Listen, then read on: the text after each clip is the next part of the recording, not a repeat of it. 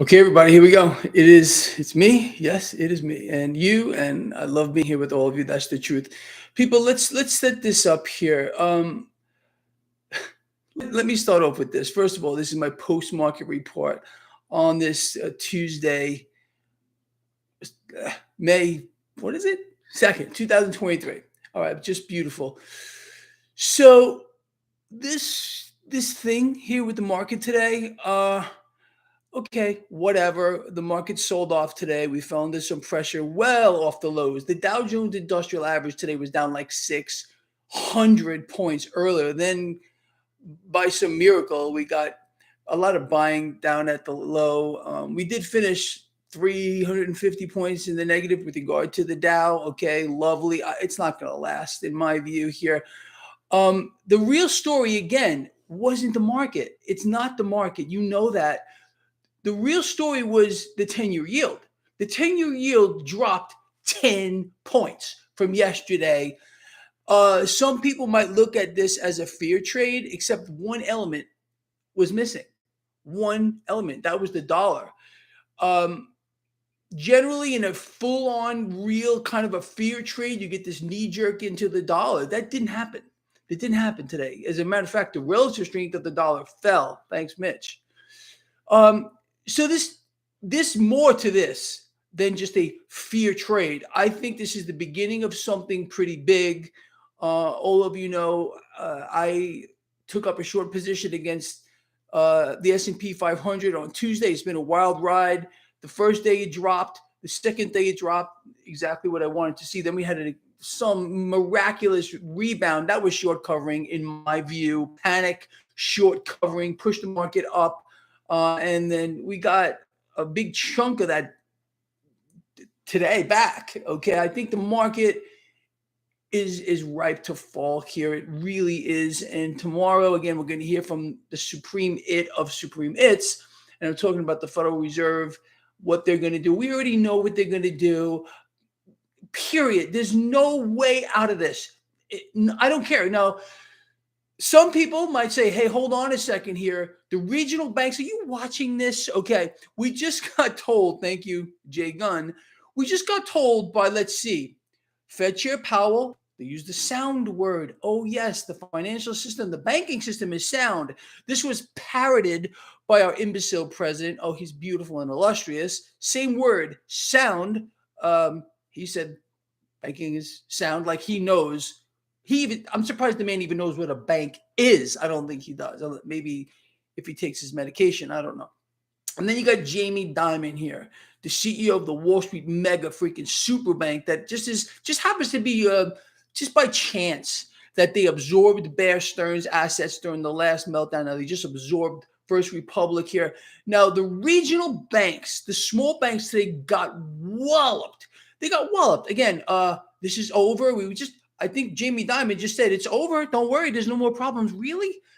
Let me explain this to you. And you already know this if you followed this blog. We covered right here on this blog, right off the top, how we were going to hear, oh, everything is great. Everything is fantastic. But it was just going to be a lie. I mean, where's the accountability? Do you think our imbecile president is going to be held to account? Do you think Jay Powell is going to be held to account tomorrow? Do you think Jamie Dimon is going to be held to account tomorrow or any other day? Absolutely not. All we get is lie after deception, after distraction. It just doesn't stop. And there's, again, no accountability here. There's a massive effort was going on today by CNBC, Bloomberg, Fox Business to keep people's eye off of this regional banking issue, which is getting worse here. People, look, 9 months ago now, you and I knew there was trouble in the banking system before anybody else. Okay, we covered why. Let's just touch on that for a nanosecond. No deposits, no loans, no deals. The economy is in free fall. Okay, so what's going on? The first to fall, you would imagine, would be the smaller banks, which are being consolidated into the collective. I call it the collective. The big banks are going to get even bigger. What happened to too big to fail? No one's opening their mouths right now. Absolutely not. These smaller banks, they're going to disappear, all of them. They're just going away like the dodo bird. They're going to be absorbed into the collective, into the super banks. And they're consolidating the system for one reason and one reason only, people, and that is to roll out their new digital system. You know that, okay? It's just a setup. All the pieces are being put together here. So I was laughing. I'm watching how the mainstream financial channels are trying to distract as much as they could away from the action here that's going on with regard to the regional banks, the smaller banks. They're collapsing. They're collapsing by design as well. Again, you know all this. This is a mechanism, people, and it's multifaceted as well here. Keep the pressure on the economy by killing the consumer, Yes. It's not going to stop. Inflation, we haven't seen anything yet, people. Energy prices today pretty much fell. Crude oil got hit pretty damn good, but this isn't going to last. I don't care. I know there's a lot of people touting demand. Forget about it. Commodities, when this whole thing comes down, are going to be the shiniest, brightest star on the freaking horizon. Thank you, D1. I appreciate that. AI. How will AI play? Good question. How about IBM? Do you see what IBM just announced? They're laying off 8,000 people because of AI. Okay. That's how it's going to play. And you can, people, with regard to corporate layoffs, we still haven't seen anything yet. Tens of thousands, hundreds of thousands of people are going to be laid off. They're going to be replaced because of AI and automation and everything freaking else here. And people are going to wander around like zombies, wondering what the heck they're going to do with their freaking lives here. Again, what are they doing? They're creating a two-tier society. This is part of it here. Extreme haves, extreme have-nots, a wipeout of everything in the freaking middle here. I mean, we've covered this for 10 years. So everything that we're seeing here, everybody here is well aware of this. It's absolutely, completely wild to see things that you and I spoke about from years ago actually happening now. So on the back of this crazy ride in the market here and this precipitous drop, I mean, yesterday was incredible. We watched the 10-year yield surge, bond yield surging around the world. All of a sudden, we get this reversal today. Pretty incredible, honestly, to see that. And that mechanism generally, when you see the 10-year yield drop, yes, it does tend to push cash into the stock market, but this was not a fear trade because the dollar index dropped. Wasn't a real fear trade. That tells me and should tell you that there's something else lurking under this. And I don't think we're done. I really don't think we're done here. We'll see how this plays out over the next couple of weeks. I think this market's going to take a hit. I still stand by that. I'm still short SPY. I am net long the market. You won't, and that's only because of my position in JEPI. Thank you, Mike.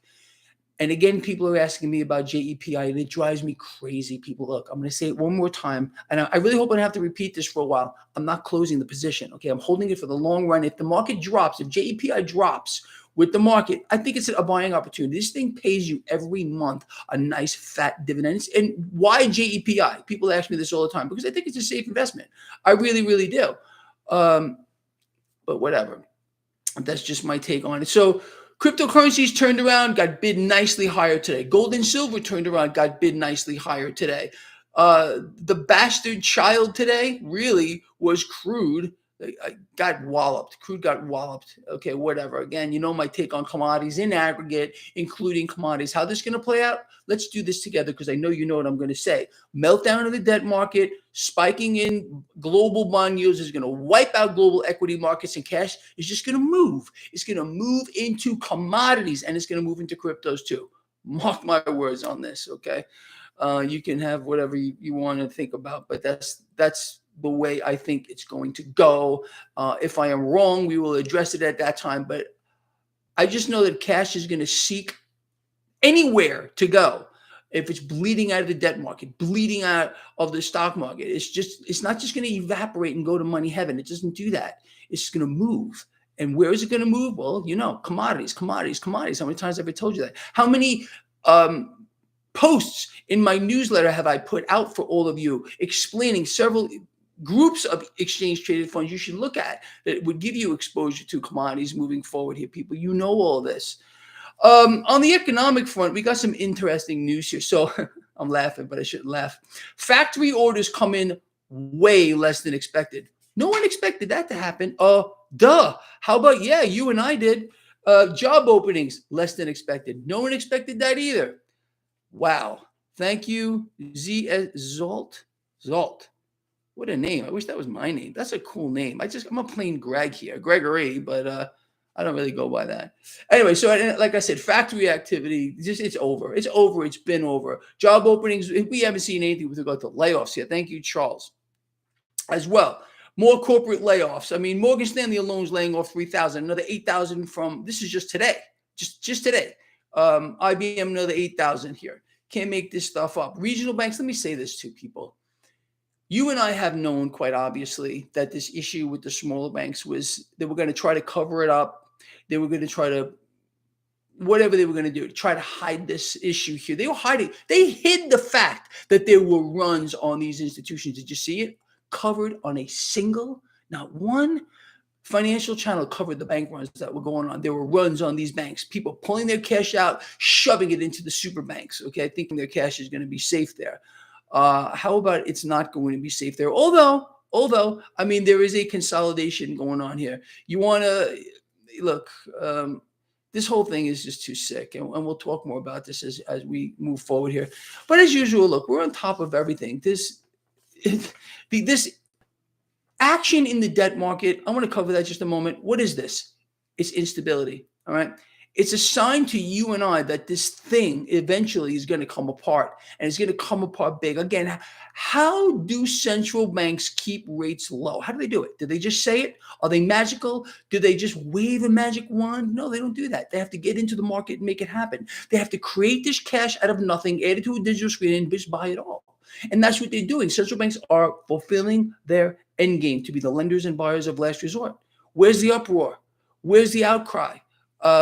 It's nowhere. And even when this entire thing comes down, and it's going to come down so freaking hard, it's going to spin people's heads around like the freaking Exorcist.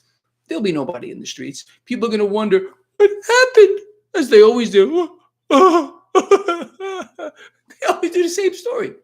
It's unbelievable. But that's just the way it is. It's Mummy Man. Mummy Man. Marv is asking, is it Mommy Man? You know, call him whatever you want. It's a thing. I'm talking about a lovely, illustrious president. Aren't we lucky to have him? This thing that looks a cross between Frankenstein and the mummy. Whatever it is. Guitar puppy. Cool. Oh, look at that dog's picture. I love it. Yeah, it looks like a mummy to me. It looks like Boris Karloff in some kind of, that's probably way before most of your times. It's actually before my time as well. But just look up a picture of Boris Karloff, like as the Frankenstein monster. That's him. It's Bidenstein. That's why I call him Stein. People tell me, oh, Greg, you're anti-Semitic because you're using Bidenstein. Really? Oh, never even crossed my mind. Stein, as in Frankenstein, people. It's a thing. He's dementia dummy. Yeah, that too. Like I said earlier, the man's talking about how the banking system is sound. The man, he doesn't even know what a bank is. Obviously at this point in his life, his mental status is deteriorated to the point of like whatever. But that's besides the point. It doesn't matter. People, I think we covered a lot here. Honestly, what's the takeaway? We're gonna start doing a takeaway. What's the takeaway from this? Well, you and I foresaw what's going on now. The regional bank problems, they're not done by a long shot. We're going to see more consolidation of the system. We're going to see the mega banks get even bigger. And of course, their stock is probably going to do very well. But the issue is deeper than that. You got to look at these institutions here, look at their liabilities on their books. Okay. Thank you, Brian. Yeah, be your own central bank. Exactly. That's the key here. These institutions, if you were to weigh what their assets are against their liabilities, they're all in the negative. They're negative. Thanks, Mitch, again. And most of you know that the whole system operates in a vacuum. I've been saying this. It works in a perpetual state of insolvency. That's the truth here. But you're going to hear the same thing out of the mummy man that we heard before. Oh, it's the management. I'm telling you, because I was told by the Federal Reserve and the regulators that missed this entire thing. How about they didn't? That they actually knew about it. But we're supposed to trust the regulators now. That's what our mummified, imbecile, brain dead, demented president said. We need to trust the regulators. Really? Oh, I don't trust him. I don't trust the regulators. I don't trust. The only people I trust is you. That's it. All you here.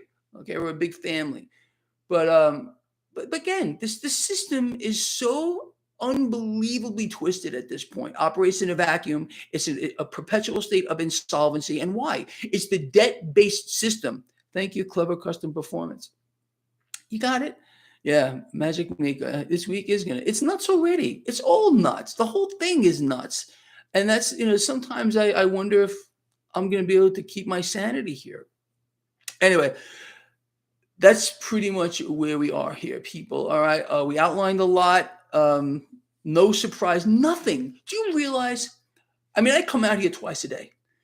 But none of it is ever a surprise because we knew about it beforehand for months and years ago in some things. It's incredible to see. It really is. But we're not psychic. We just have the ability to maybe see a little further down the road than maybe most people do. And I think that's it's a gift.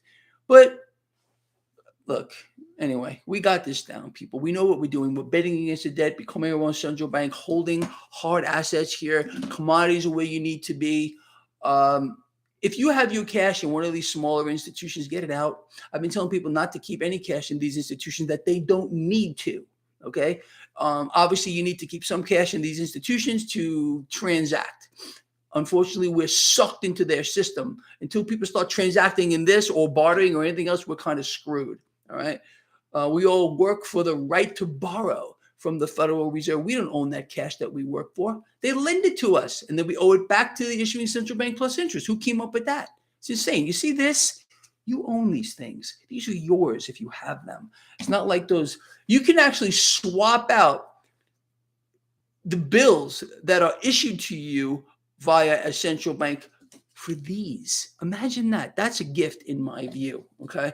But that's just my take on it. Thanks, Carrie. I appreciate it. I appreciate all of you so much for supporting me, supporting my work.